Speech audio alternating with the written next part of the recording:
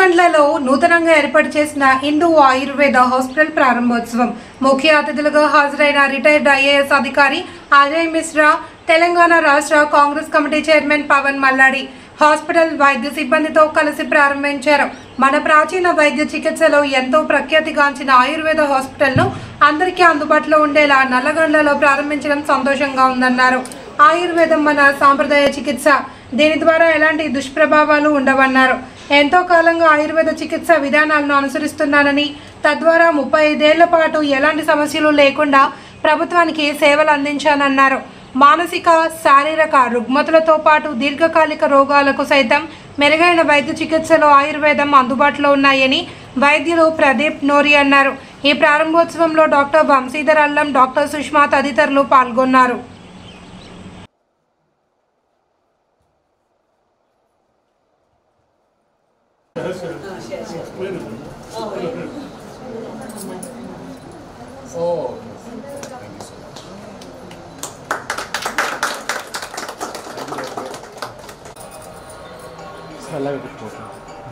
ఇది మాది 2.5 దశాబ్దాల తర్వాత మేము అందరం కలిసి 5 డాక్టర్లు ఒక ఐఐటిఎం కలిసి ఒక ఐడియాతో వచ్చి పెట్టిన ప్లేస్ అన్నమాట.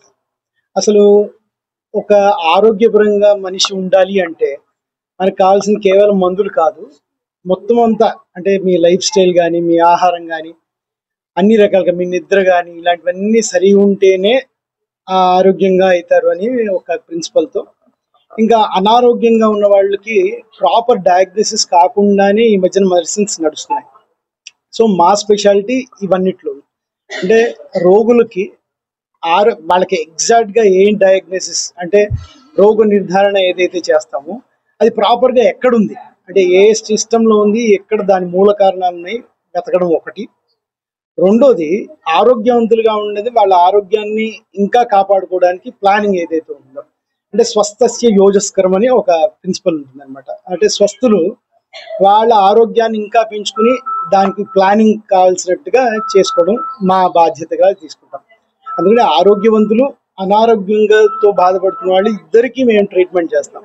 ఇదే కాకుండా మనకి కొన్ని ట్రీట్మెంట్స్ ఉంటాయి, క్యాన్సర్ ట్రీట్మెంట్ అని, లేదా డయాబెటిక్లో ఫుట్ అల్సర్స్ అని, ఇలాంటి కొన్ని క్రానిక్ ట్రీట్మెంట్స్ ఉంటాయి.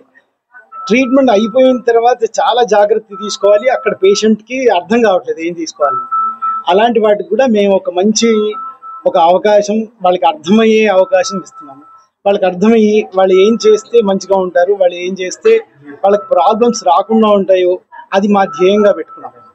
ఉట్టి కేవలం రోగాలను తగ్గించడం కాదు, రోగాలు రాకుండా చేయడం ఎలా అనేది మా హిందూ ఆయుర్వేద హాస్పిటల్ యొక్క ముఖ్య లక్ష్యం, ముఖ్యమైన మా ఎయిమ్ కూడా అదే.